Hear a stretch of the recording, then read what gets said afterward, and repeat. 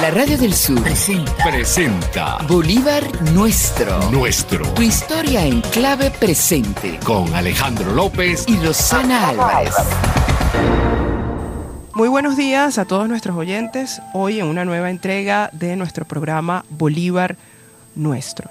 Bolívar Nuestro es una coproducción entre el Centro de Estudios Simón Bolívar y la Radio del Sur. Aprovechamos la oportunidad para saludar a nuestro equipo de la Radio del Sur, en la gerencia general, Nieves Valdés, en la gerencia del programa, Tamar Sánchez, y nuestro operador, Wilfredo Rojas.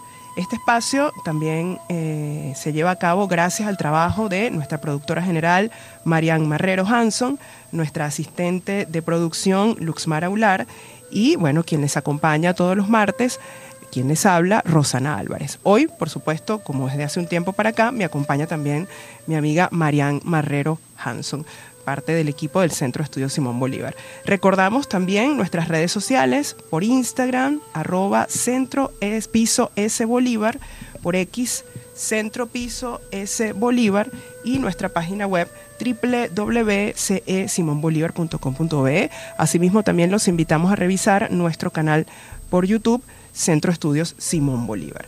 Por la Radio del Sur, por Instagram, la Radio del Sur, y también pueden escuchar el programa en vivo a través de la página web de la radio, que es www.laradioDelSur.com.be. Hoy estamos dedicando nuestro programa en el mes de septiembre a uno de los acontecimientos más, vamos a decir, dramáticos y dolorosos de la vida del Libertador, pero también interesante. El atentado que sufre el 25 de septiembre de 1828, conocido como la Noche Septembrina o también la Noche Nefanda, porque fue justamente un acontecimiento que además marcó un punto de no retorno en ese enfrentamiento entre los proyectos que lideraban el Libertador Simón Bolívar, para ese momento presidente de la República de Colombia, y quien se convertirá a partir de este momento en uno de sus más grandes oponentes, que fue el vicepresidente de Colombia, Francisco de Paula Santander. Marian, saluda a nuestros oyentes el día de hoy. Sí, buenos días.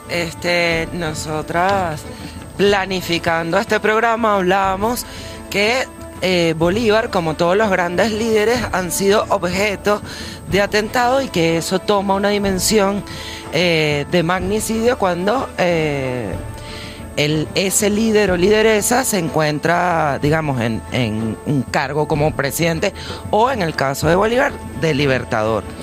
Entonces, bueno, Rosana, hay como demasiados mitos en torno al tema de los atentados, conspiraciones, pero nosotras hoy nos vamos a concentrar en lo que han sido los atentados contra el Libertador, o lo que fueron los atentados contra el Libertador, quienes fueron sus perpetradores, y específicamente en la Noche Septembrina, ya que dentro de 2 días se conmemora ese nefasto acontecimiento.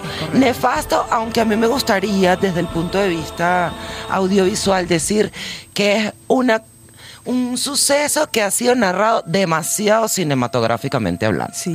O sea, es la escena de una película maravillosa. O sea, sí, de verdad que hay varios sucesos que leímos para este programa que son cinematografiables. Sí, y bueno, y de hecho ha sido un evento que ha sido pintado, ha sido llevado al cine, ha estado también cargado de mucha mitología, y sin duda pues sigue siendo un evento digno de estudio, no tanto por el acontecimiento en sí mismo, que ya como tú bien dices, Marian, encierra unas características que de verdad pues es una escena de muchísimo dramatismo, y yo me atrevería a decir, bueno, digna de un personaje también tan interesante como Bolívar, sino que además hay todas unas circunstancias, hay todo un contexto, ¿no?, que de alguna manera no sorprende que la única forma que hayan encontrado los enemigos del Libertador de deshacerse del proyecto que nunca entendieron y con el cual nunca estuvieron del todo de acuerdo fuera desapareciendo su figura física, ¿no? Regresamos con Bolívar Nuestro después de haber escuchado esa canción tan pegajosa y sabrosa de Ismael Rivera, Las Tumbas. Hoy conversando sobre un tema apasionante, interesante y complejo también. El atentado septembrino que sufrió el libertador Simón Bolívar un 25 de septiembre de 1828. Hablábamos en nuestro segmento de inicio, bueno, un poco cómo ese atentado que se concreta en esa noche nefanda, como también es conocido, fue la expresión más completa y acabada de la oposición, de la fractura entre el proyecto de Simón Bolívar y las ambiciones y las visiones contrarias que tenía quien se convertirá en uno de sus mayores oponentes, habiendo sido previamente su mano derecha, que es Francisco de Paula Santander. En esa época, bueno... El gran traidor de la historia. El gran traidor, totalmente. Mientras Bolívar era presidente de la República de Colombia, Francisco de Paula Santander era vicepresidente de la República y, bueno, se convierte en uno de sus más acérrimos opositores. Pero, ¿qué pasó esa noche del 25 de septiembre? ¿Quiénes estuvieron involucrados? ¿Cuál fue el papel de Manuela Sáenz, que además, a partir de este acontecimiento, salta al panorama histórico? Si no es por este acontecimiento, probablemente Manuela Sáenz seguiría en el anonimato, ¿no? Y con todo eso sigue siendo mezquina la historia, porque Manuela no solamente tuvo ese papel durante esa noche del atentado, sino que también tuvo participación en otros espacios, ¿no? Pero fue justamente su actuación en esa noche la que la catapultó a la memoria histórica, ¿no? ¿Cuáles fueron además las consecuencias de este atentado para Colombia y cuáles fueron las motivaciones? De eso vamos a estar conversando. Pero vamos a empezar este segmento describiendo un poco, bueno, qué fue lo que pasó en esa noche lluviosa, como decía Marian ahorita, fuera de luna llena. De luna llena, correcto, del 25 de septiembre de 1828. Bueno, en el Palacio de San Carlos en Bogotá, que era el palacio que fungía como sede del gobierno, era en donde residía Simón Bolívar, entonces presidente de Colombia, bueno, se hospedaba allí, tenía no solamente la investidura de presidente, sino que también había sido facultado con la investidura de dictador, ¿no? Por las circunstancias que también estaremos describiendo próximamente, ¿no? Se perpetra entonces un ataque en altas horas de la noche. La historiografía y los documentos de la época registran el ataque a eso de las 11:30 de la noche, cuando un grupo de cerca de 25 a 30 hombres armados, con armas de fuego y armas también blancas, liderados por el comandante Pedro Carujo, y un teniente coronel de apellido Guerra, asaltan de manera violenta este palacio de San Carlos en Bogotá.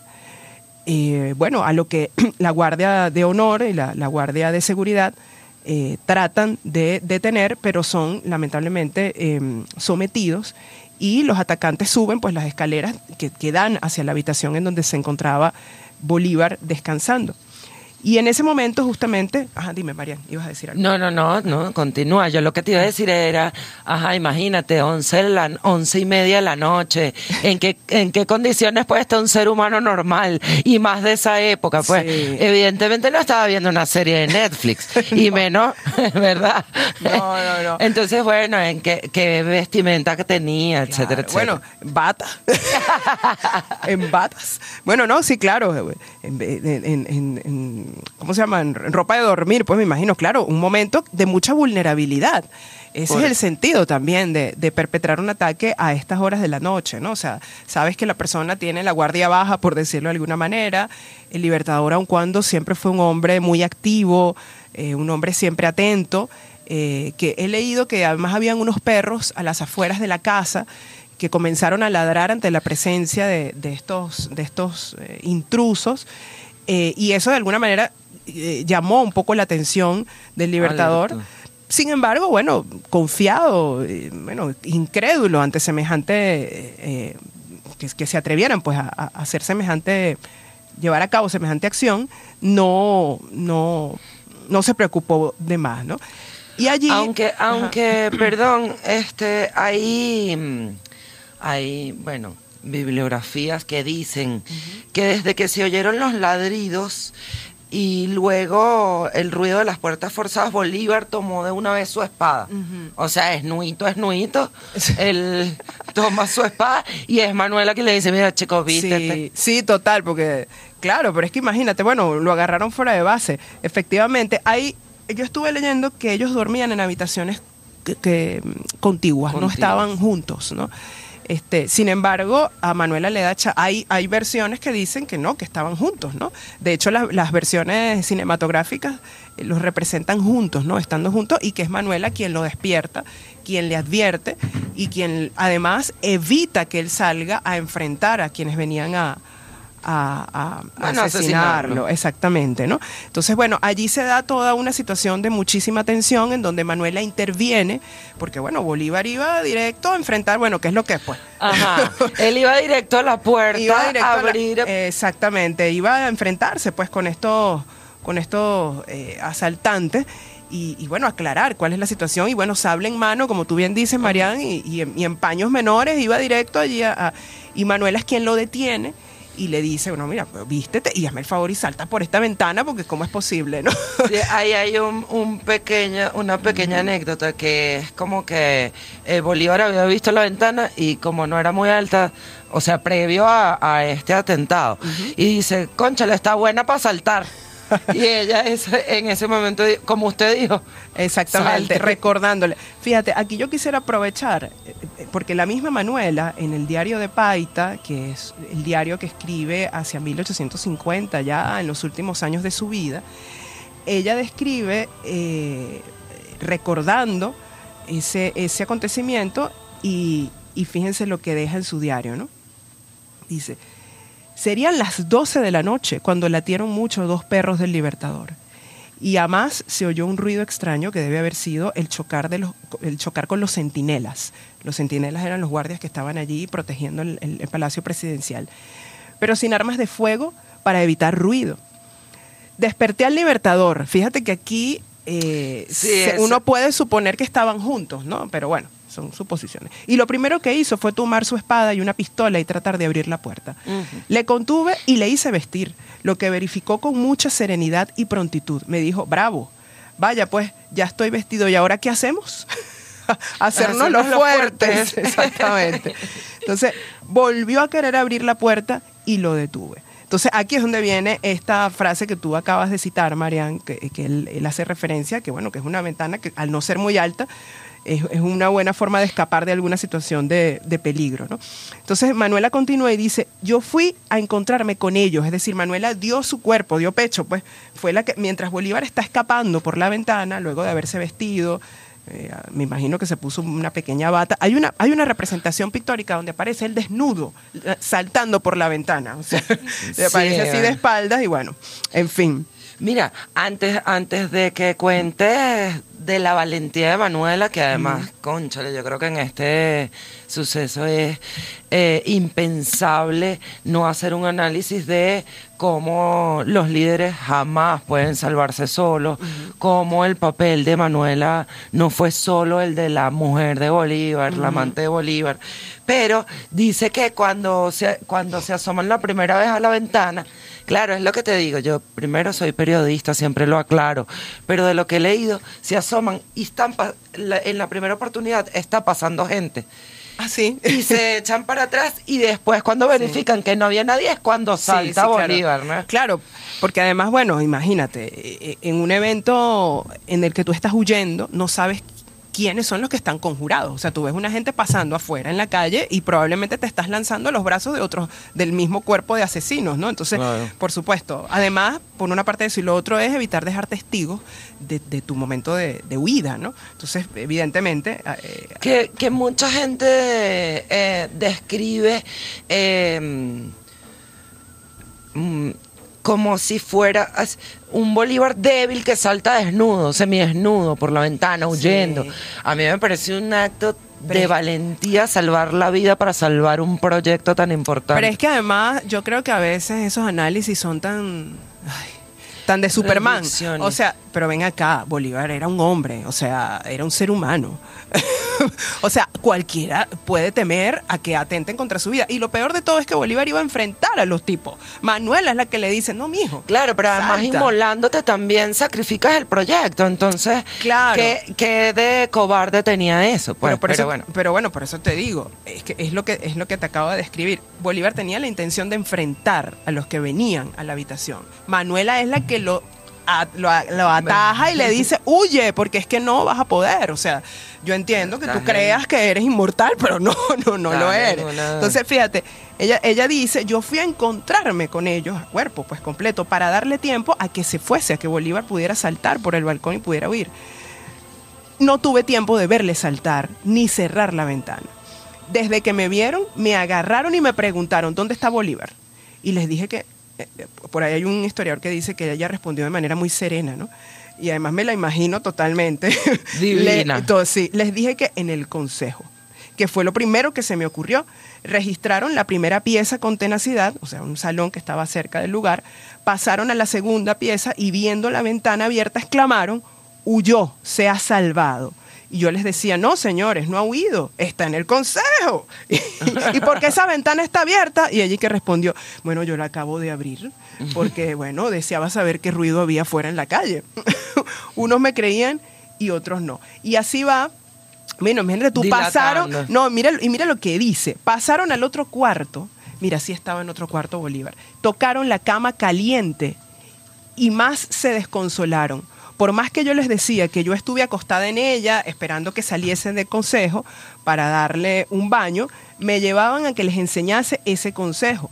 Pues usted sabe que siendo esa una casa nueva, no conocían cómo estaba repartida. O sea, imagínate, no lograron, porque no, eso es una cosa que pasa mucho en las batallas y, bueno, en este caso en el atentado. El no conocer el terreno, el no conocer el espacio donde tú vas a perpetrar el ataque, le da tiempo a quienes sí lo conocen de huir por los... Claro, pero también hay ahí ya que hablas del tema territorial en cualquier circunstancia bélica, porque bueno, de alguna manera esto es una situación bélica, su edecán dormía en un anexo, por decirle... O sea, no dormía en la misma casa. Claro. Ah, bueno. El edecán que estaba de guardia, pues. Sí. Claro, lo que me parece interesante es que Manuela dice que justamente al ellos no conocer cuál es la estructura de la casa, cómo estaba distribuida, pues se les hace muy difícil ir ubicando a donde posiblemente estuviera Bolívar, y a ella le da muchísimo tiempo de inventar cualquier cantidad de cosas, claro, ¿no? Que estaban en el consejo. Exactamente. Y de ir desorientándolos, ¿no? Entonces, bueno, finalmente se enfadaron muchísimo con ella, dice Manuela en este diario de Paita, y me llevaron con ellos hasta que encontré a Ibarra herido. Creo que es el Andrés Ibarra, que es uno de los... edecán. No. El edecán tenía un nombre extranjero. Te lo voy a decir, sí. Y él, desde que me vio, me dijo, ¿con qué han muerto el Libertador? Y ella le contestó, no, Ibarra, el Libertador vive.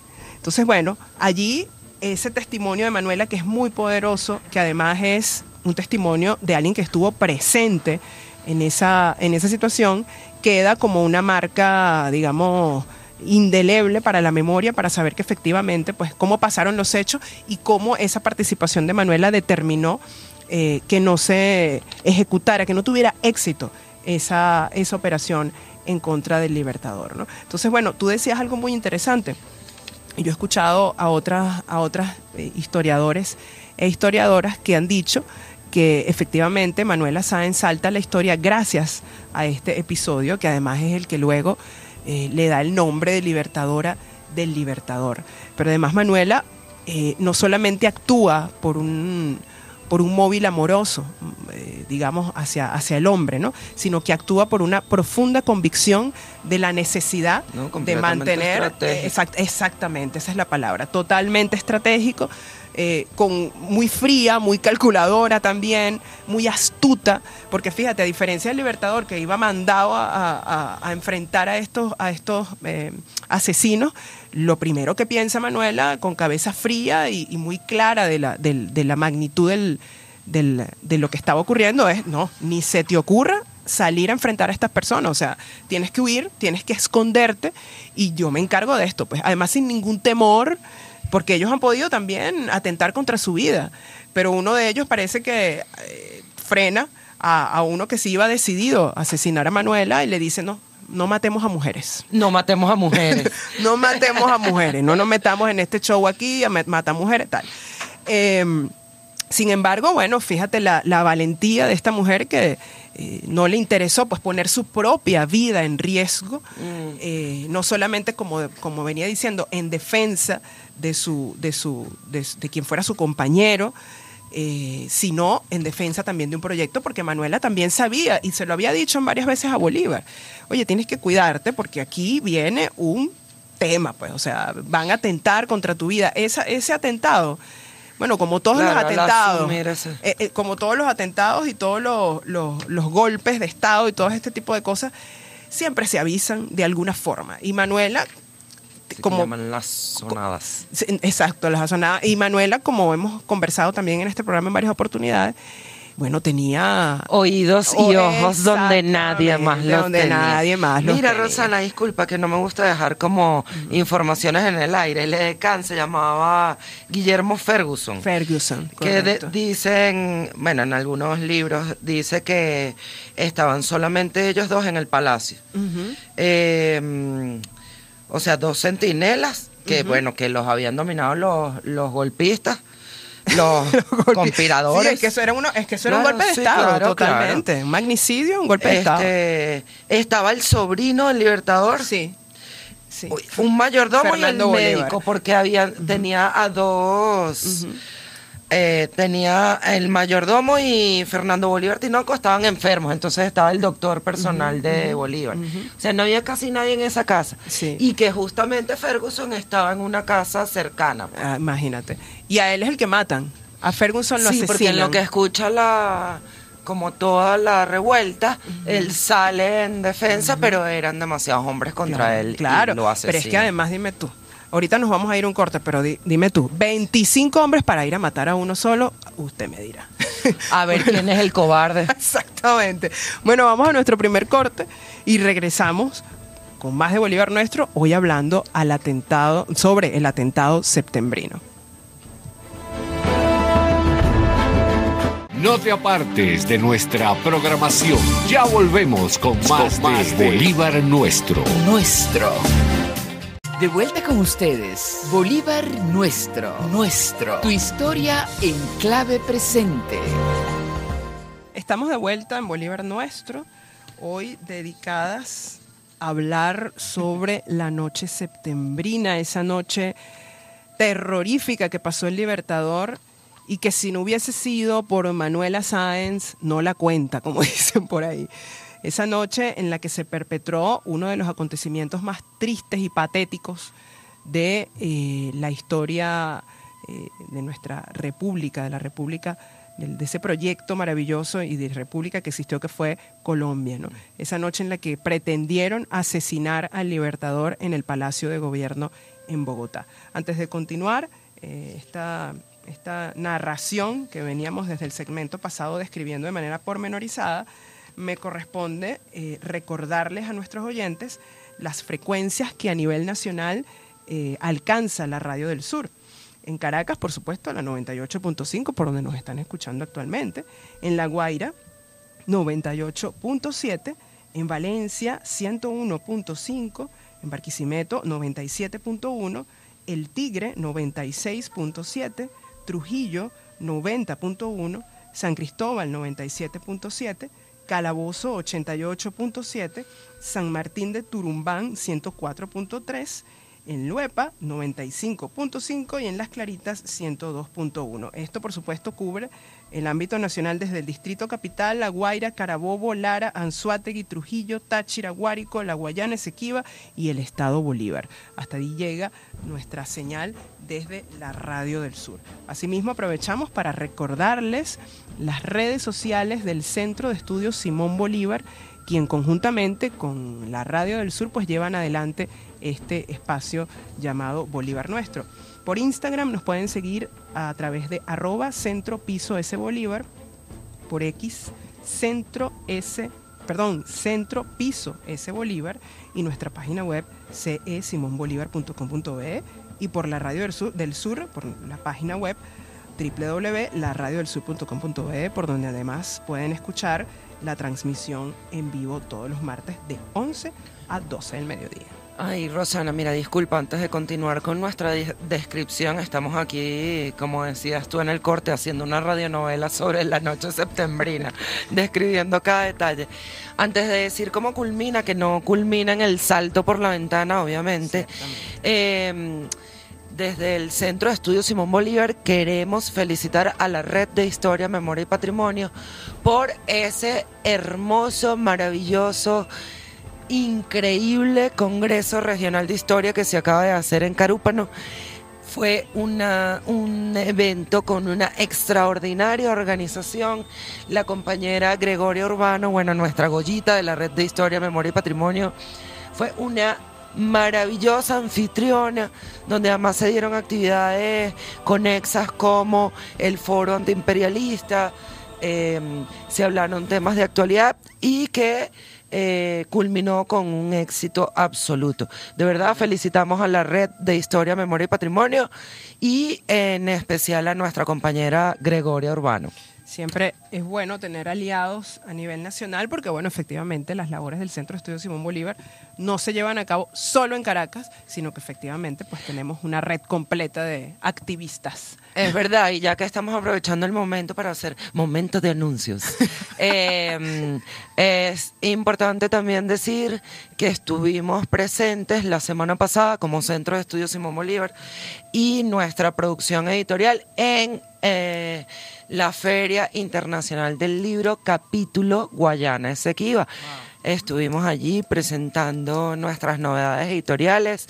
Bueno, un saludo y un abrazo a María Angélica Delgado, que fue en representación del Centro de Estudios Simón Bolívar y quien, bueno, dio la cara por toda esa producción prolija, próspera, editorial del Centro de Estudios Simón Bolívar. Qué bueno, qué bueno, qué bueno. Siempre es bonito saber pues que no nos detenemos, que a pesar de algunas circunstancias que pueden no ser muy cómodas, pues seguimos adelante en nuestra labor de difundir la obra, vida y memoria de nuestro libertador Simón Bolívar. Bueno, Marian, tú decías que efectivamente esa noche septembrina no termina con el salto de Bolívar por la ventana. Efectivamente, a veces solemos como dejar la cosa hasta allí, pero como también mencionaba fuera del aire, la cosa no se acaba hasta que aparezca el líder, ¿no? La cosa no se acaba hasta que se acaba. Hasta que se acaba, eso es correcto. Hasta que no apareció ese hombre, tú me decías en la Plaza Mayor. En la Plaza Mayor de allí de Bogotá, sí. Dando la cara a ese pueblo que lo esperaba. Bueno, así ha pasado en todas las historias de los golpes, hasta que su pueblo no ve la cara del líder y constata que está vivo, pues existe una confrontación entre las fuerzas contrarias. Es correcto. Y bueno, con este atentado del 25 de septiembre, efectivamente pasó. Bolívar aparece, ¿cuántos días después, María? No, resulta que después que salta, que en el salto pierde la espada. Sí, la deja botada, sí. Pierde la espada, sale corriendo y se consigue con José María Antúnez, su repostero, que también estaba desarmado. Entonces se van bajo un puentecito cerca de la casa a esconderse, pues imagínate, o sea, bueno, estaba acompañado, pero los dos estaban desarmados y hasta ahora no sabían quién era quién. Claro, correcto. Después de allí, bueno, mientras presionaban a Manuela, no sé qué, y seguían algunos focos de insurrección y de ahí viene el término santanderistas. Pasan 2 días, creo, sí, y aparece en la Plaza Mayor dando la cara y además diciendo por segunda vez, bueno, ya ahí se había conseguido con algunos compañeros, no sé qué y tal, y había dicho la famosa frase donde él se refiere a Manuela como la libertadora del libertador por haberlo salvado de ese atentado. Y yo creo, si no me equivoco, mira, si la memoria no me falla, yo creo haber leído que él le escribe a ella ese título de la Libertadora, o sea, le pasa una carta en donde le dice, bueno, tú, la Libertadora, el Libertador. Y además de ese pronunciamiento en la plaza, bueno, allí Bolívar, y tú has dicho un término muy interesante que complejiza más la situación, que se va a lo que tiene que ver con los motivos, que es el tema de los santanderistas. Bolívar, en medio de esa situación, cartea a 3 hombres fundamentales que están pues también en responsabilidades importantes en el gobierno de Colombia. Uno de ellos es Bartolomé Salón, a quien le escribe el 29 de septiembre y le envía un impreso que él dice que es donde supuestamente se da noticia o se describen los terribles acontecimientos que hacía 4 días habían ocurrido. Entonces él dice, le escribe la carta, ¿no? Le dice, muchos detalles podrían añadirse a aquel impreso, pero falta tiempo, pues todos han de contraer ahora su atención a descubrir las ramificaciones que pueda tener este atentado en las provincias. Por supuesto, sabe Bolívar que hay ya una conspiración completa armada y que va a tener consecuencias en todas las provincias que rodean, que componen pues, el territorio, ¿no? No siendo más que continuación de los conatos que se hicieron en Ocaña por disolver y aniquilar la República. A esto me refería cuando decía que ya el término santanderista complejiza la situación, porque el santanderismo, y de eso podemos hablar más adelante, el santanderismo se establece como una corriente de oposición en contra del bolivarianismo en la Convención de Ocaña, durante la Convención de Ocaña, que es este encuentro que se propicia para la modificación de la Constitución de Cúcuta, la Constitución de 1821. Que es donde se empieza a gestar cuando empiezan las conspiraciones, porque aquí hay que decir algo muy fundamental. ¿Cuál era el tema? ¿Cuál era el conflicto interno? El conflicto interno es que el proyecto de Bolívar, entre otras cosas, era un proyecto que proponía a un poder ejecutivo fuerte y apostaba por un sistema de gobierno centralista. Esto siempre resultó incómodo, sobre todo para las élites que todavía seguían gobernando en estas repúblicas nacientes. La élite peruana, la élite colombiana, o mejor dicho, la élite en Lima, la élite en Bogotá, incluso la misma élite caraqueña. Había una situación de resistencia al reconocimiento del proyecto centralista de Bolívar, ¿no? Y la propuesta contraria era la federación, el proyecto federalista, el proyecto además liberal. Ajá, ellos se hacían llamar, ese movimiento se hacía llamar los liberales. Los liberales, y señalaban a Bolívar. Antes de denominarles santanderistas, ellos se autodenominaban los liberales. Y por eso digo que el término del santanderismo complejiza, porque justamente es el surgimiento de una oposición que además tiene un líder reconocido con nombre y apellido, que es Francisco de Paula Santander. Pero vamos a continuar entonces con más de esta noche septembrina. Estamos de regreso en la noche septembrina, iba a decir. Bueno, es que estamos en la noche septembrina. Estamos de regreso en Bolívar Nuestro, hoy hablando de la noche septembrina. Es que sí, mira, el estudio se puso así como oscuro. Y hemos descrito, mira, yo he disfrutado mucho este programa porque hemos descrito de manera detallada cómo fue ese episodio en el que el Libertador casi pierde la vida a manos, además, de quienes creía que eran sus aliados, ¿no? Que eso es lo más triste. Y lo otro es que, mira, hay que estar bien desesperado en la vida para que tú pienses que la única forma de terminar con un proyecto es asesinando. Exactamente. O sea, y aquí en Latinoamérica lo hemos vivido, bueno, totalmente. Pachapa al techo. Bueno, entonces, Allende.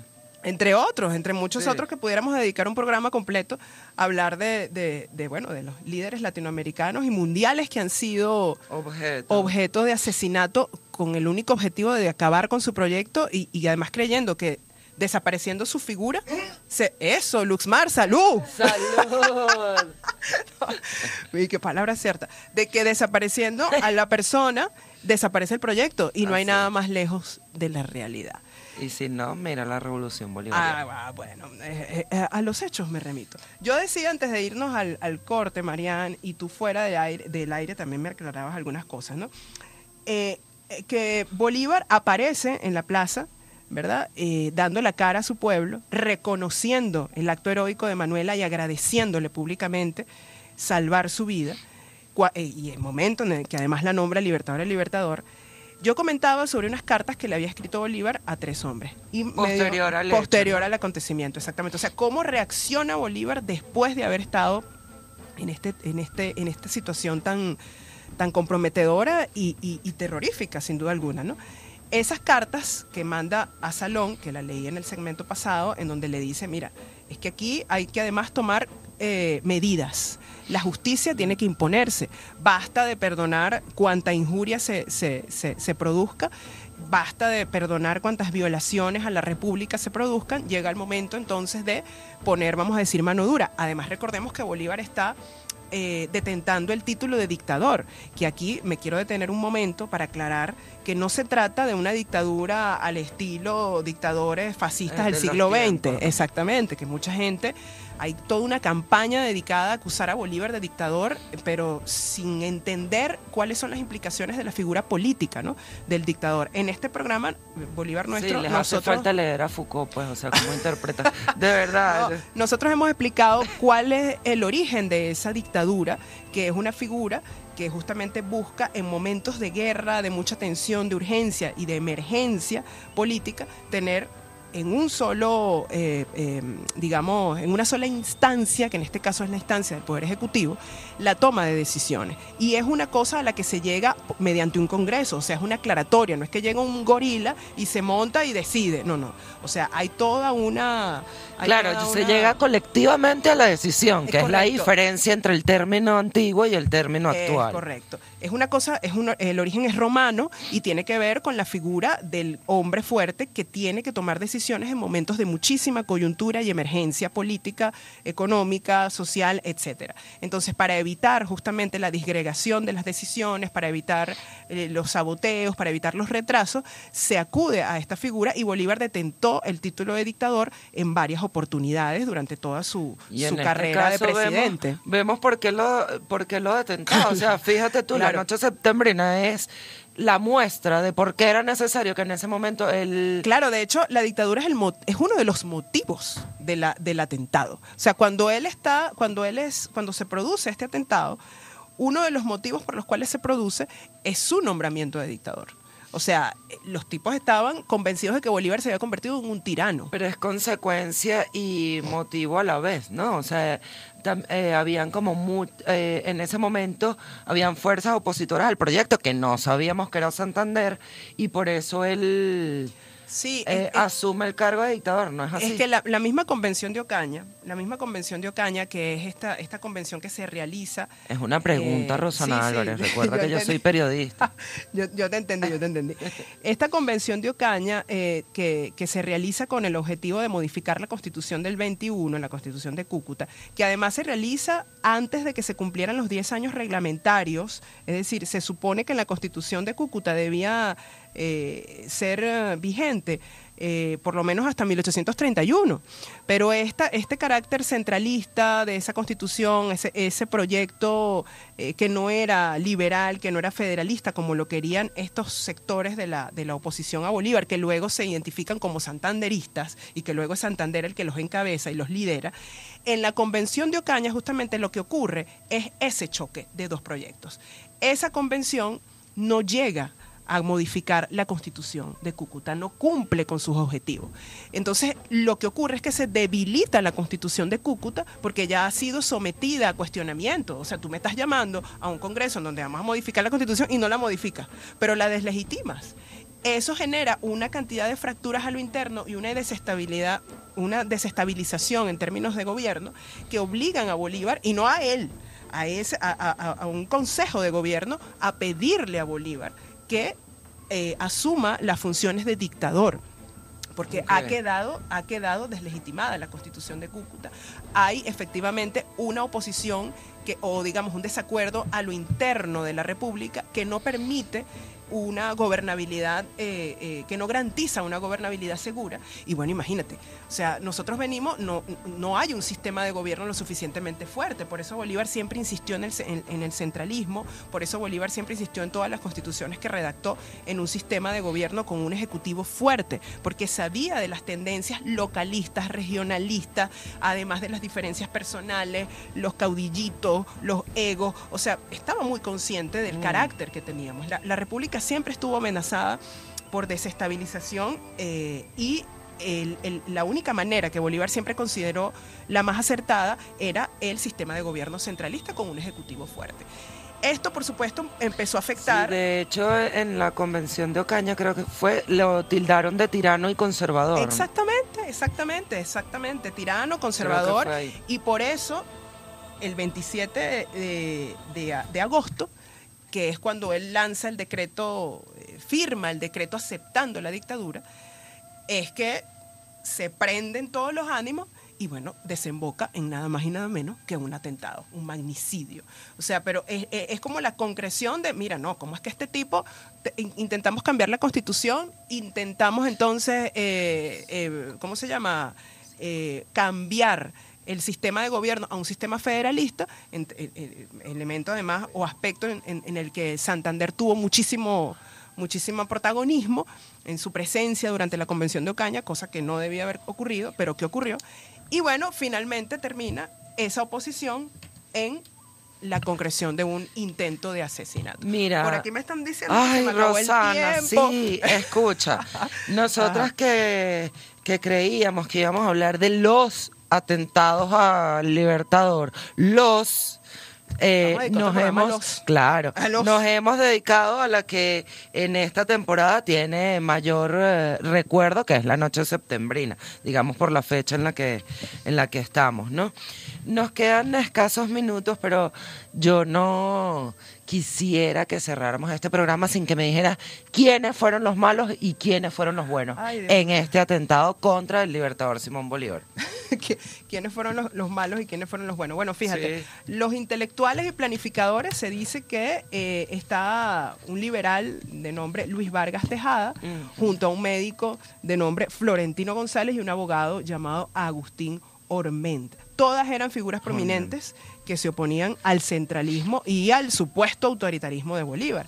Pero hay también unos autores, o actores, mejor dicho, materiales, que bueno, es el famosísimo comandante Pedro Carujo, que bueno, que huyó. El autor material, al ver que fracasó el atentado se esconde, ese sí fue un cobarde. Se dio al pire. El teniente coronel Ramón Guerra, que fueron los encargados, como bien acabas de decir, de ejecutar materialmente, y habían unos jóvenes militares también que estaban involucrados en la sonada, y muchos de ellos se demostró que eran cercanos a Francisco de Paula Santander.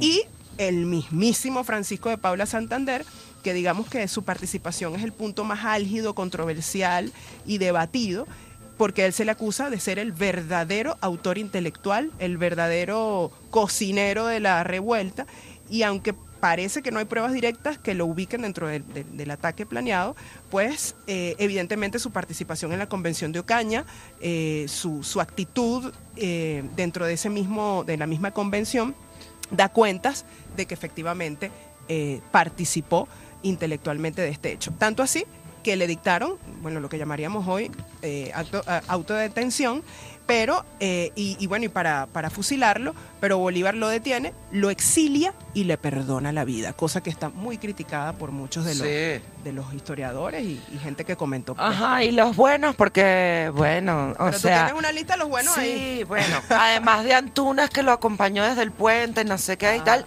y que fue el que se adelanta a la Plaza Mayor a ver cómo estaba la situación y ve que ya Manuela estaba en la Plaza Mayor para recibirlo. Bueno, un actor fundamentalísimo que decíamos hace un rato, debemos dedicarle un programa, está Rafael Urdaneta, por